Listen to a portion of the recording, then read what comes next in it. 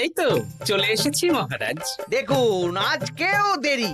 আপনি কিছু গোপালকে বলেন না বলে লাই পেয়ে পেয়ে গোপাল আপনার মাথার উপরে উঠে গেছে। আমার নাম কি চুল নাকি যে মাথার উপরে উঠবো? আপনিও পারেন বটে।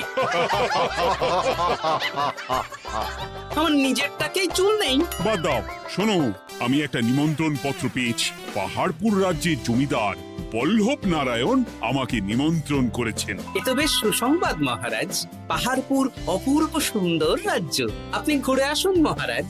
না না না না না, আমি একা যাব না, তোমাকেও যে যেতে হবে। আজ বিকেলেই বেরোবো, তুমি জামা কাপড় গুছিয়ে রেখো। এ আমার পরম সৌভাগ্য মহারাজ। এ কি মহারাজ, গোপাল কেন যাবে? আমি কি দোষ করেছি? আমাকেও নিয়ে চলুন। না না না, তুমি রাজ্যের মন্ত্রী, আমি বেশ কিছুদিন থাকবো না, তাই রাজ্যটা তোমাকেই সামলাতে হবে। আচ্ছা আচ্ছা, আপনি তো রানীমাকেও নিয়ে যেতে পারতেন। আমি কোথায় কাকে নিয়ে যাব সেটা আমার একান্তই ব্যক্তিগত ব্যাপার।